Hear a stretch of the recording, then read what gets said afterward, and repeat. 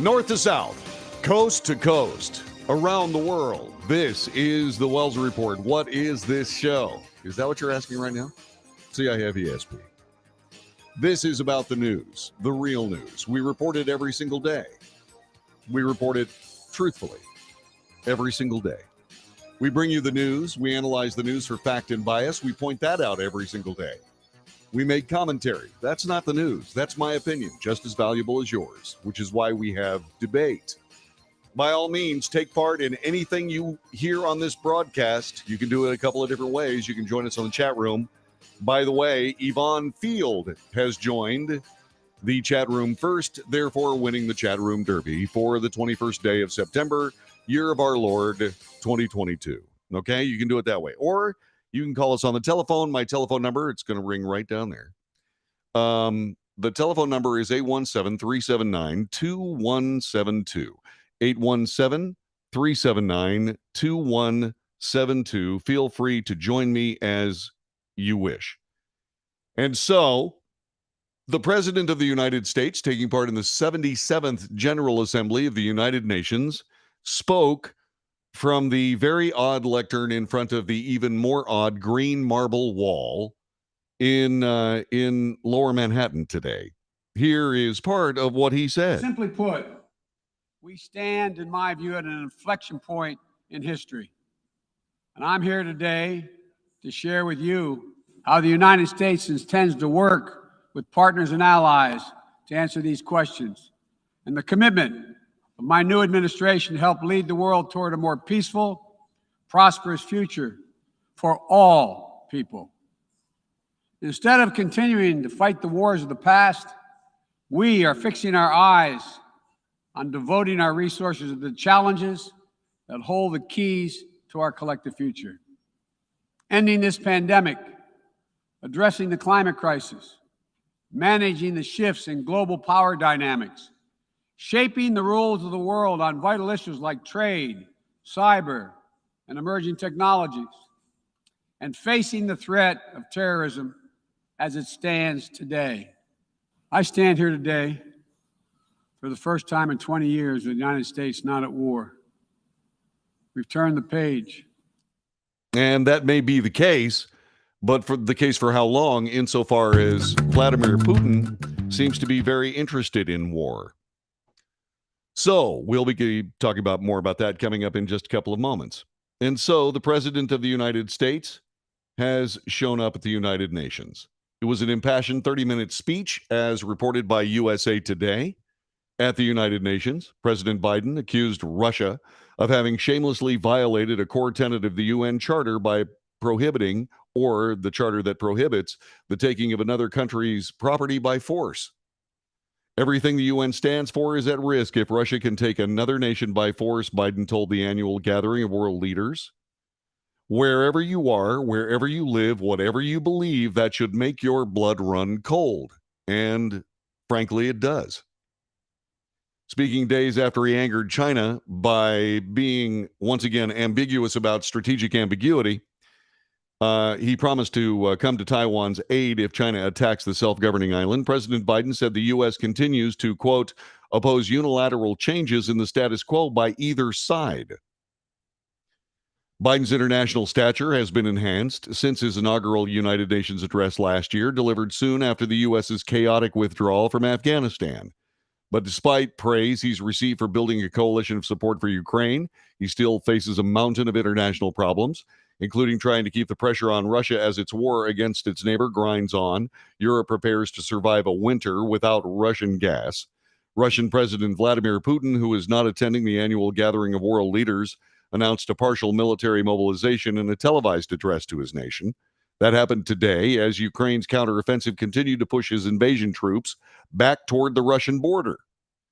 Tensions with Taiwan make that tensions with China have escalated since last year and continue to flare every time Biden says, as he did again on 60 Minutes, U.S. forces will help defend Taiwan if China attacks. The U.S. and Iran are still in a standoff in attempts to revive a 2015 deal to keep Iran from becoming a nuclear power.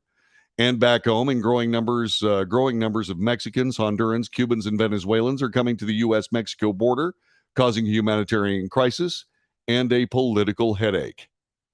So the President of the United States is having to deal with realities. This, by the way, from USA Today, not known as a leftist propaganda rag, and certainly reporting this very fairly. Ukraine was a war topic. Russia's invasion of Ukraine, Europe's first major war since World War II, looms over the gathering and was the first subject that President Biden addressed. Ukraine recently forced Russian troops into a retreat in the north, regaining hundreds of square miles of territory, but it remains to be seen if Ukraine can consolidate those gains. Europe is facing an energy crisis as Russia cuts off supplies of cheap natural gas. Something about that is going to be something I talk about coming up a little bit later on. Stay put for that.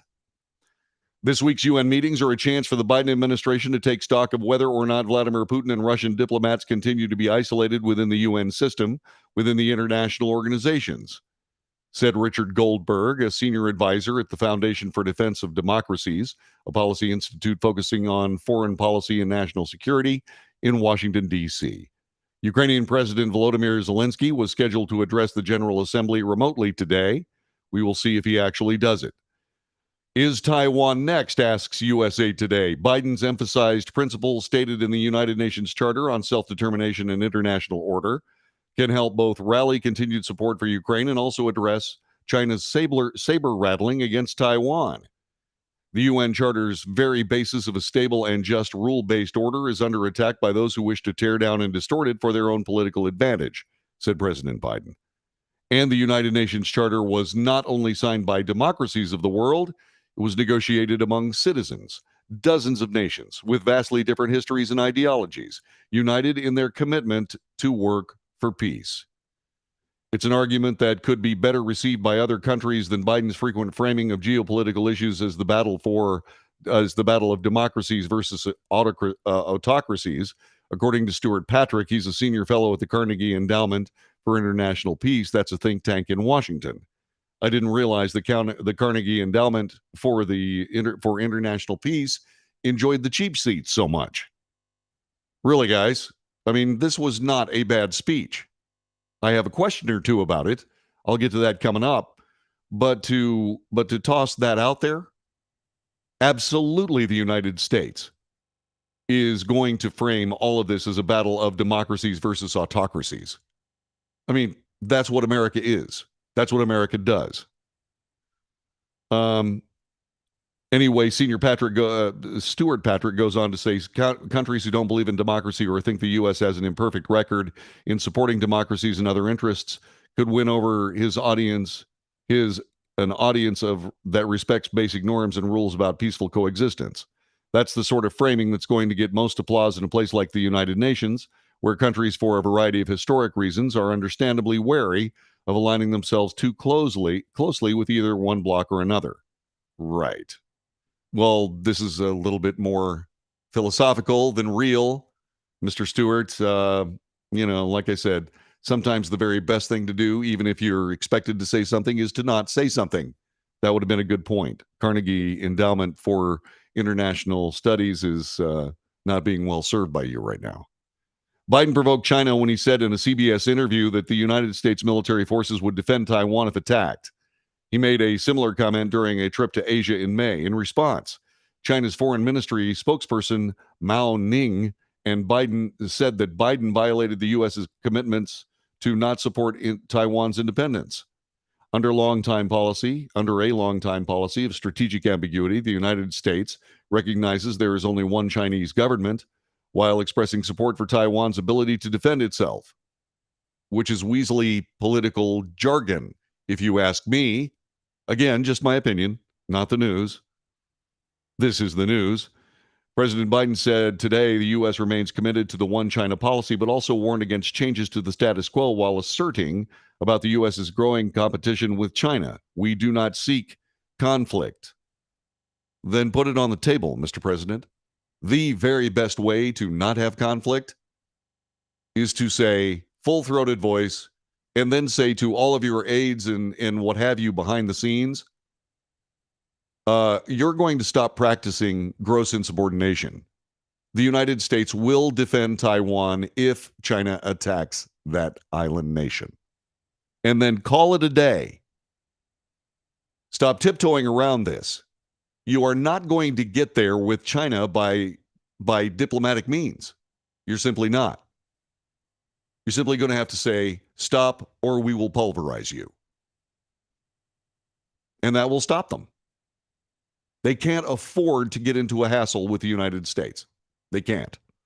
They can't afford it. They can't afford it with weaponry. They can't afford it with military acumen. They can't afford it economically. They simply cannot afford it. More about the same thing with Putin.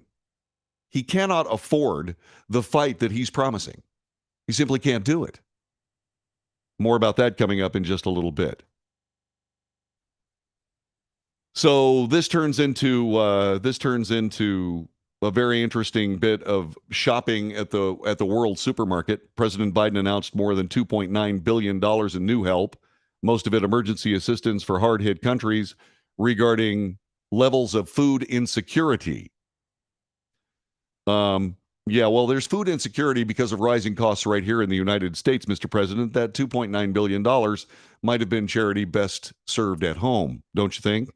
Other funding provides more medium and longer term assistance through adding school feeding projects in Africa and East Africa or East Asia and helping developing countries, including boosting agriculture productivity. Well, yeah, that would be nice too. And speaking of agriculture productivity, we need to stop screwing up the fertilizer producers of the United States and saying that what they're doing is poisoning the land. What we need to do is make sure we have plenty of fertilizer so that people can actually make a living farming right here in the United States, instead of giving away $2.9 billion to countries. Now, don't get me wrong, but short-term help is not help. It is a postponement of the inevitable. What you do is you show up with, okay, boosting agriculture productivity. Teach them how to ranch. Teach them how to run cattle. Hell, Texas can help with that.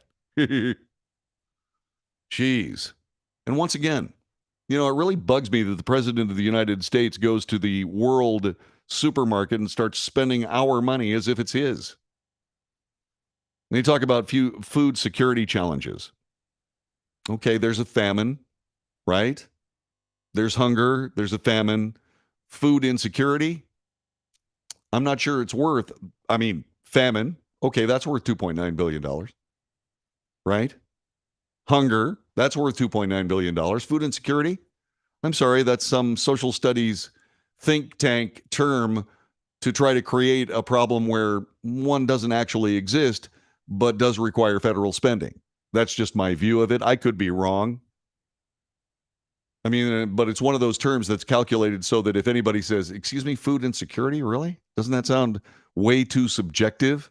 Let's talk about famine. Let's talk about real hunger. Let's talk about those things. But food insecurity, Now, this is somebody who does not suffer from food insecurity for several different reasons. One, my wife is a brilliant cook. Two, we do well enough to be able to feed ourselves. Three, if we don't do well enough to feed ourselves, I will go and find food for us. Because my wife has the Critter Cookbook. No kidding. She does have that. She has the Critter Cookbook. First, start with a critter. It doesn't say what kind of critter. It just says start with a critter. See, one of the things about hunger is you, for whatever reason, don't have the wherewithal to feed yourself. It can be done, It can be done. But a country that's $30.8 trillion in national debt needs to start thinking about balancing the books before we start treating some sort of subjective term that does not actually address hunger and famine. Food insecurity is a cobbled up mess of squishy, bare logic, if logical at all. That's what I see. Okay? Yvonne says, yeah, we got a lot of critters in our neighborhood. We certainly do. They certainly do. We do. There are a couple of squirrels that visit my dog every morning. It's really quite funny. The standoff between Rottweiler and squirrel is hysterical, especially when the squirrels stand up on the fence that Odin can't reach them, shake their tails, and bark at them. It's the funniest thing you've ever seen. I want to come up with a video of it. The Squirrel Odin Chronicles. Odin is the name of my Rottweiler. It's the most hysterical thing. I'm trying to get a really good video of it. But we've even named the squirrels. One's named Howard, the other one's named Hank. Hank is smaller than Howard. Howard's a big, tough dude. But I bet you he'd be delicious. You betcha. Yeah, we can work it out. We can feed ourselves. But the simple case of this is we have to do we have to do real work in the world, but we don't have to do fantasy work in the world. See what I mean? That's just what I'm talking about here. President Biden also during the speech promised to try to revive the Iran nuclear agreement from which Donald Trump withdrew from, the Trump administration. A deal with Tehran remains elusive. Oh, by the way, there was a spokesperson for the regime in Iran that stood up and showed a picture of General Suleiman and started decrying how this guy was assassinated by the United States of America. Remember, I was talking about this yesterday, where all these countries show up and talk about how terrible and awful the United States is. You know, they can wave all the pictures they want to, but I'm still trying to figure out how that guy got into the country. How did that guy get into the country? Iran is a terrorist state. They are the number one world state sponsor of terrorism. How did he get into the United States? Well, because President Biden granted him a waiver, granted him a visa. I mean, it's really bad. All right. So just to tell you a little bit more about this, I do have questions about the speech. First of all, why should our enemies believe anything you say, Mr. Biden? President Biden, why should our enemies believe you? Very few people in the United States believe what you're saying. You come from an administration where you were the vice president that drew a red line with regard to chemical weapons being used in Syria. Chemical weapons were used in Syria. What did the United States do with that famous red line? Absolutely nothing. They did absolutely nothing with it.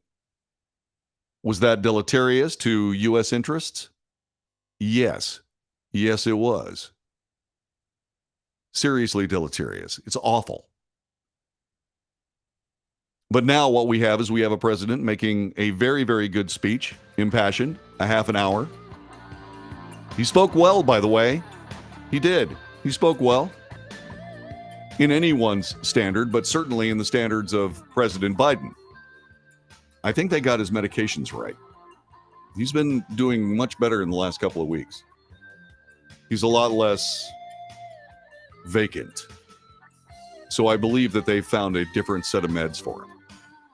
Yeah. And I'm not sure whether that's good or bad.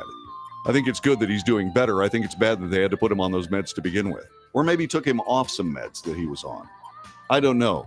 But the president is sharper. So about that one China policy thing and all the confusion surrounding that, that's what we'll discuss next. You are listening to The Wells Report. My name is John David Wells. Thanks very much for being here. Give us a call, 817-379-2172. Back in just a moment.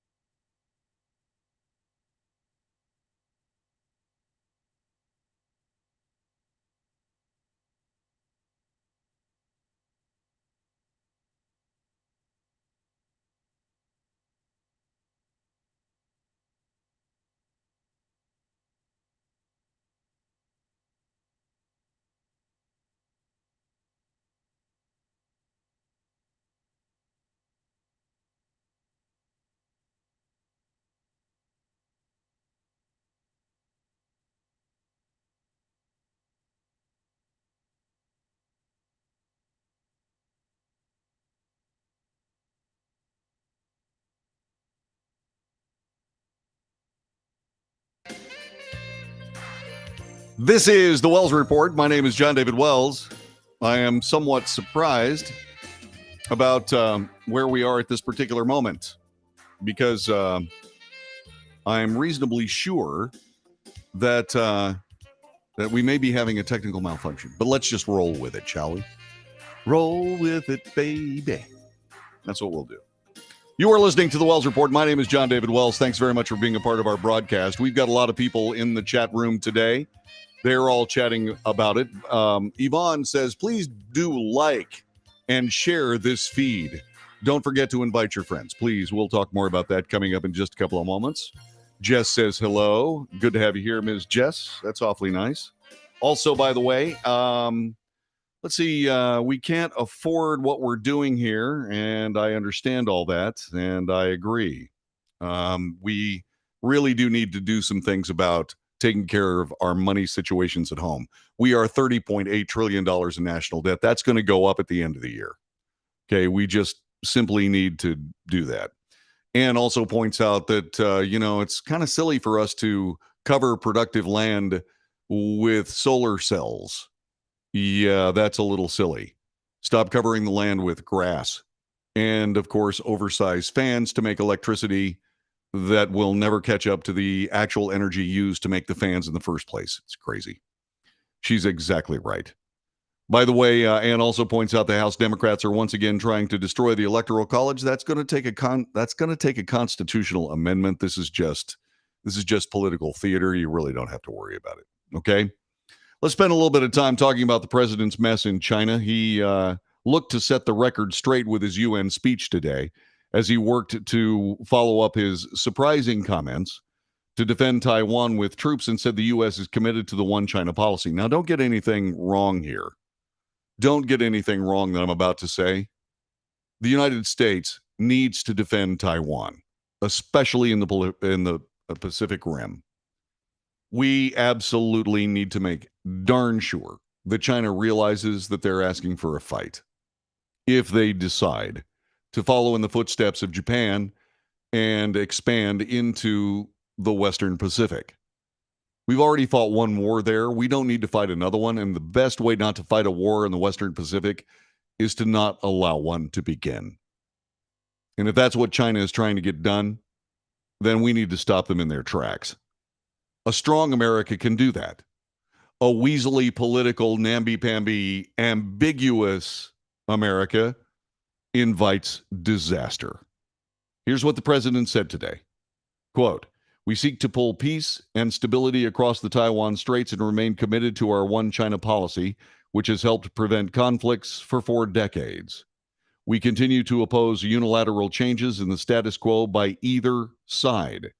The comments come after President Biden made headlines following the 60 Minutes interview last weekend, where he said the U.S. would defend Taiwan with U.S. troops if attacked by China. So unlike Ukraine, to be clear, sir, 60 Minutes correspondent Scott Pelley asked, U.S. forces, U.S. men and women would defend Taiwan in the event of a Chinese invasion? Yes, said the president. That is the correct policy. It absolutely is. But we are setting ourselves up for a big problem here. Okay, we are. I think China needs to realize the U.S. will intervene if indeed they attack Taiwan. I believe that it's quite possible that China will attack anyway because they don't believe that President Biden has it to stop them. And that is a real concern.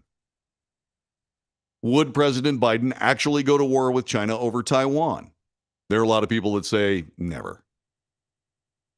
Now, he needs to be very careful about that decision making. And I will tell you why he needs to be very careful with that decision making. Because if he doesn't come to the aid of Taiwan, you can kiss the NATO alliance goodbye, especially after the comedy he pulled in Afghanistan. A real American president getting out of Afghanistan would have said, we are leaving Afghanistan. We are calling on our NATO partners to remove their forces and their citizens. We, on the other hand, after that process is complete, will remove our citizens and then our military selves. That's what he should have said. That's what he should have done. But no, he just said, we're leaving. Hung out our NATO allies to dry. Hung out all the people in Afghanistan that worked with the United States of America to try to keep the Taliban away as long as humanly possible. That's going to leave marks. We're going to have real problems in the future because of this. And if the President of the United States, after committing troops to Taiwan 4 times in recent memory, and then not doing it, that's the end of NATO. Europe will say, okay, it's up to us.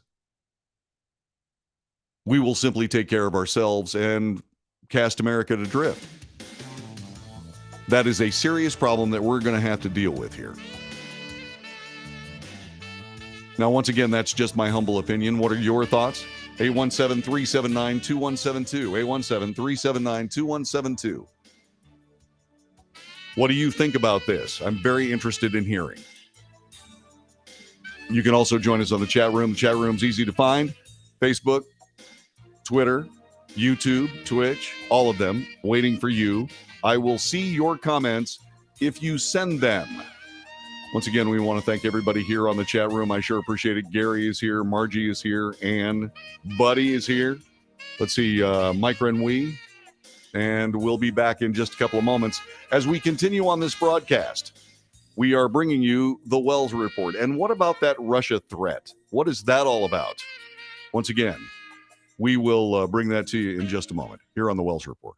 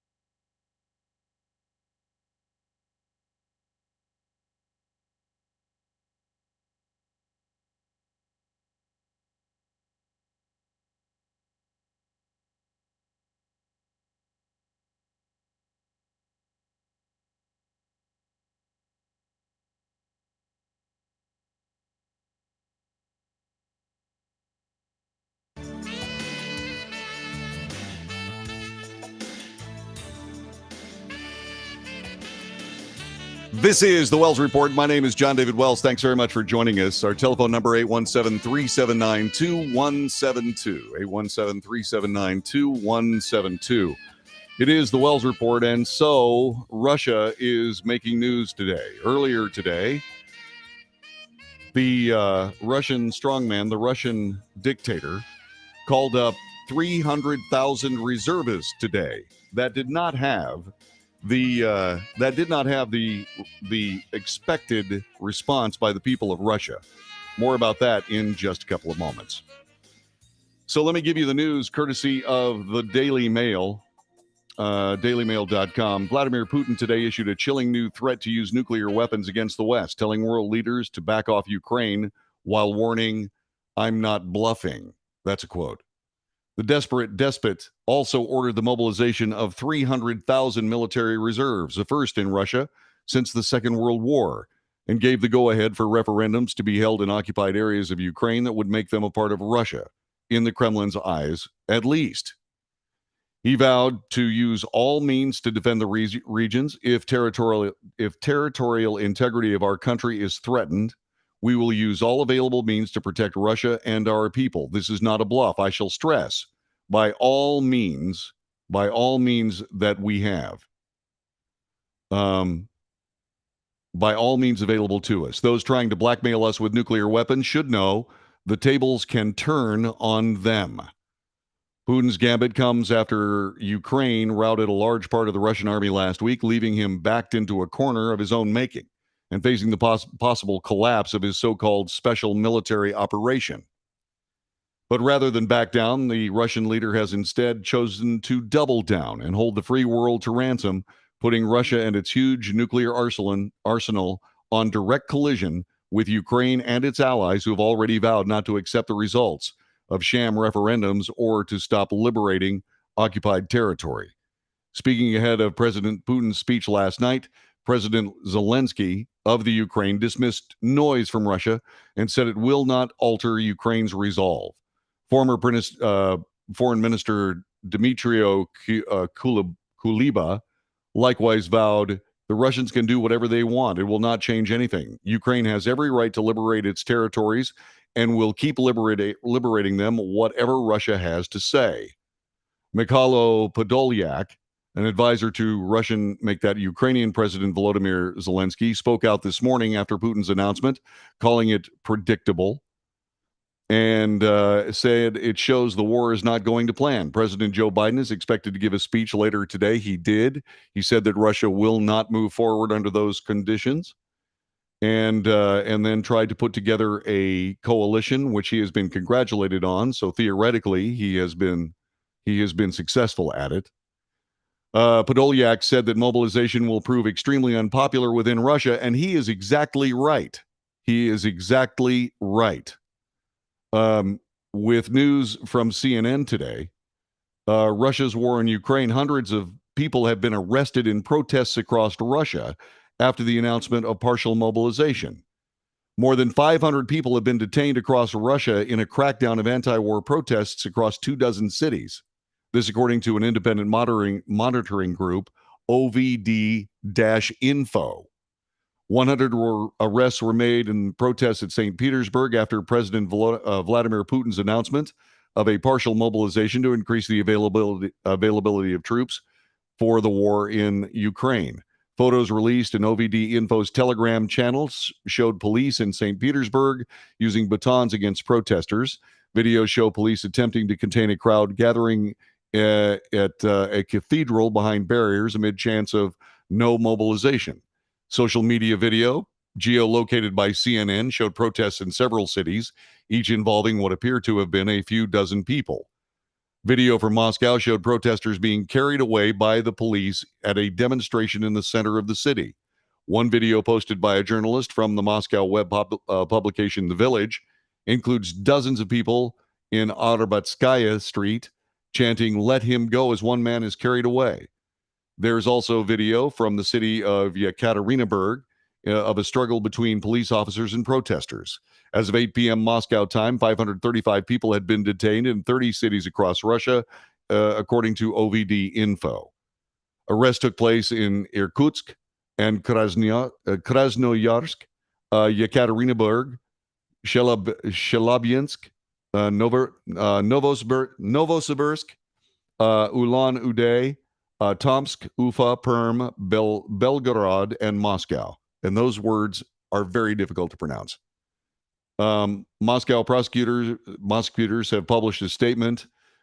Moscow prosecutors have published a statement warning citizens against participation in protests, threatening those with up to 15 years in jail.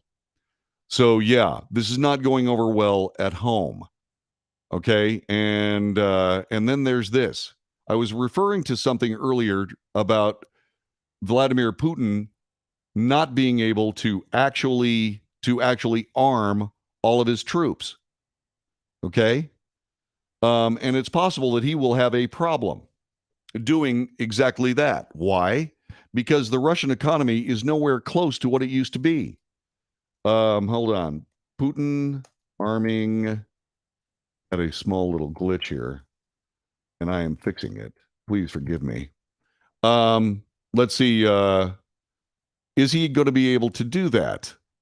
It's an act of desperation, according to Newsweek. Let's see. Let me try this one. Trouble.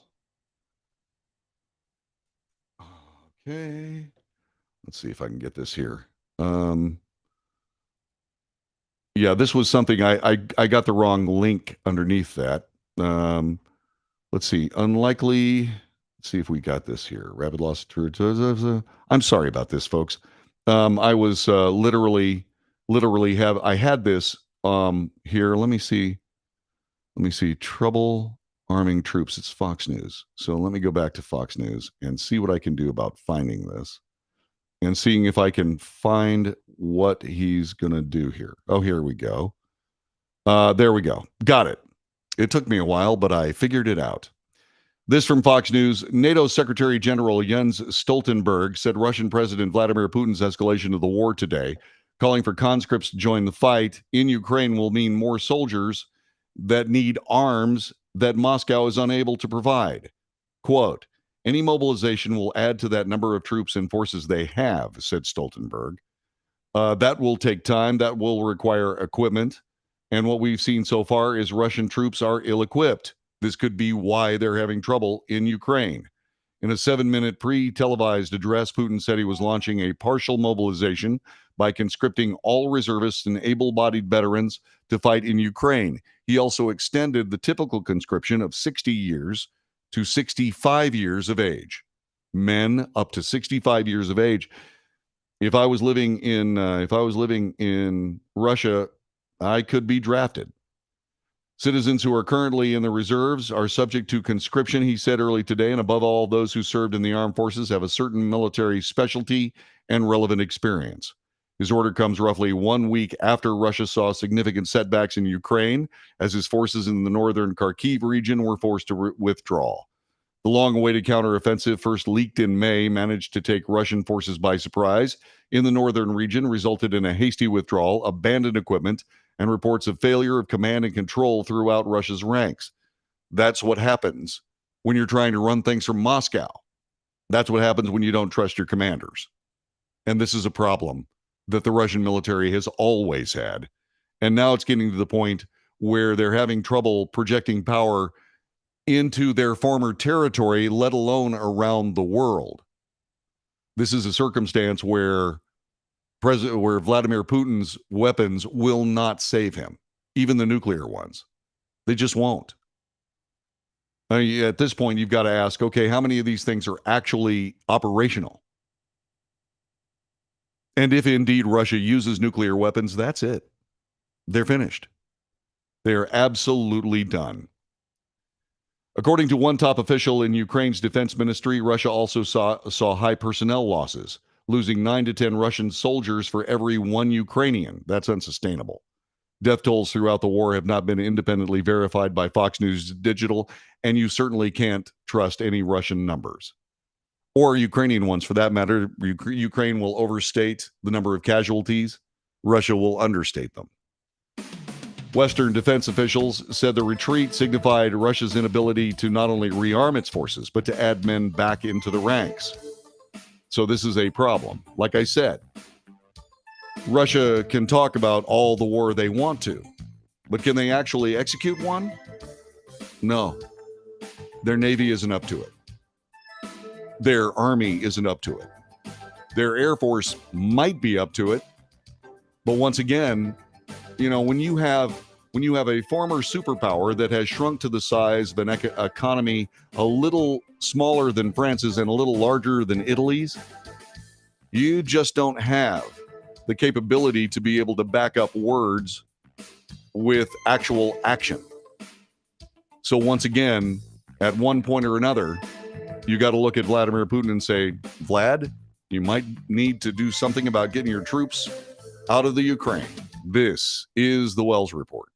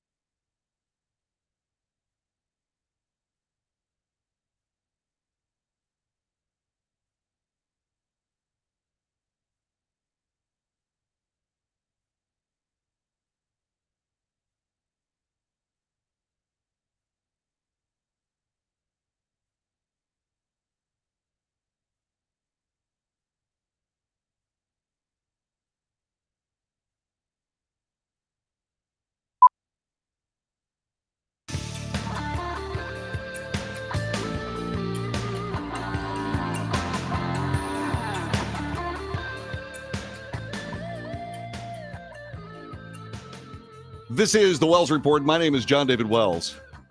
Just exactly what is Antifa? They call themselves anti-fascists, but that is not what they are. They are actually pro-fascist because they are fascists. They all wear the same color. They walk around in what they call black bloc. They use easily obtainable weapons. Although the last time I heard about Antifa going anywhere, they had real weapons. And so the circumstance goes like this. 3 days after the insurrection at the U.S. Capitol, a mob of white supremacists, Proud Boys, and other supporters of President Trump descended on the neighborhood of Pacific Beach in San Diego. Now, you have to remember, this is USA Today reporting, so it's a bit biased. Wearing body armor, carrying wooden sticks and flagpoles, the group marched through town holding up Nazi salutes, snarling at locals in beachfront bars, and shouting the same chant that had been used on the streets of the Capitol the day before, F Antifa. Waiting to meet the mob was a horde of black-clad, self-proclaimed anti-fascists or Antifa who would organize to protect Pacific Beach from these outside provocateurs. As the two groups clashed, despite the efforts of dozens of police officers, brawls broke out. Supporters on both sides, plus bystanders of all stripes, had their phones up ready to record the action on video.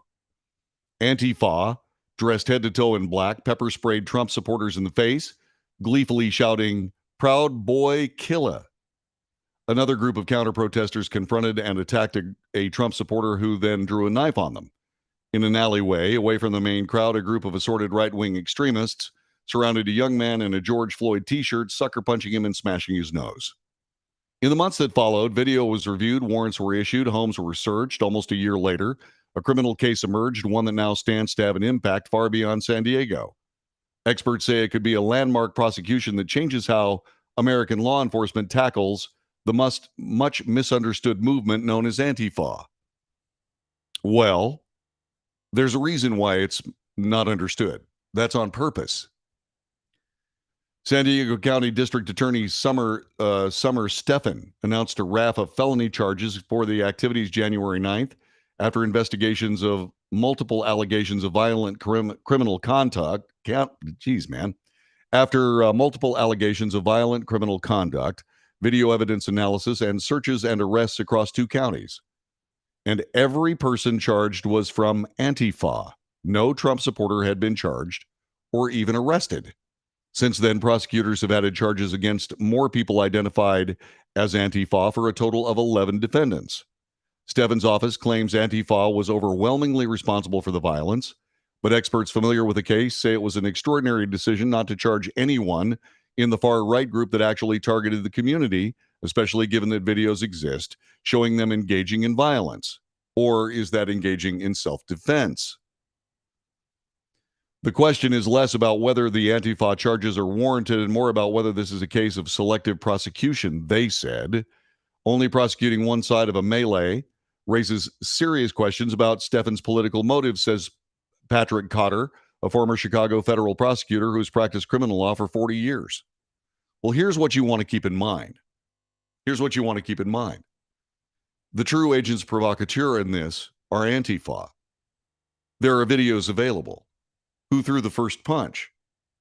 I guarantee you, especially in California, if there was a way to prosecute Trump supporters, they'd be prosecuted. This idea that a whole bunch of Trump supporters decided to descend on this cottage community in San Diego is creative journalism. What this prosecutor is doing is running afoul of the machine, of which, unfortunately, USA Today is a part. And so what he has is video evidence. So who attacked who? It appears as though Antifa attacked these right-wing Trump supporters, which is, by the way, the pattern that we have seen just about everywhere. And Antifa does indeed count on the chaos and confusion of who's doing what to whom in order to keep themselves out of court. It appears as though there might be one prosecutor in California that is smart enough to be able to see through it. What will happen here is that the DA is going to define just exactly what Antifa is. And he's going to do so in a very good and, shall we say, productive way that will keep Antifa that will put Antifa into a new category. Not anti-fascist, but actual fascist. Actual fascism. That's what they're going to do. And of course, people ask the inevitable, is Antifa still getting Soros money? Of course. Of course they are. How do these people feed themselves? It's not that easy. It's not that simple. At some point, you got to make a living. Well, how are they making a living? Well, just like they have in the past. Once again, it's a circumstance whereby somebody's funding them. Soros has done that in the past with Antifa because he likes to see the ridiculous show. He likes to sit there with his popcorn and watch these news coverage videos of Antifa clashing with everybody. So there you go. Now, once again, ask yourself a very simple question.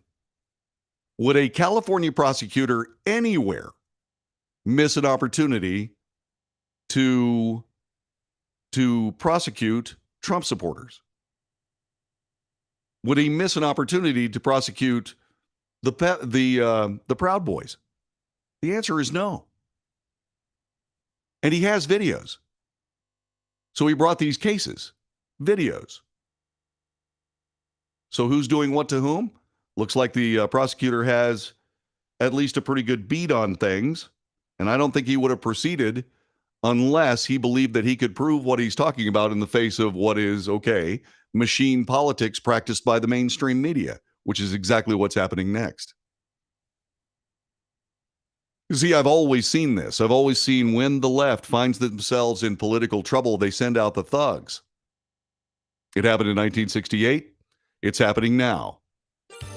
So what do you think? What do you see? 817-379-2172.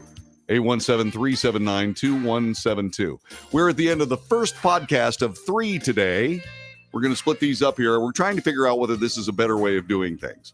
So if you happen to be locked into the Wells Report right now, please rest assured that when this particular feed ends, another one will start in just about a minute before the top of the hour. Okay? So whatever you do, make sure that you stick with us as we come back with more of the Wells Report in the second hour. Okay? We don't know that this is going to work.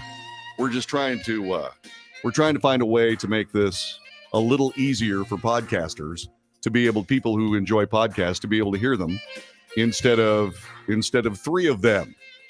So that's what's going on right this very minute. We'll be back with hour number 2, the second podcast, in just a moment. This is the Wells Report. Back in a moment.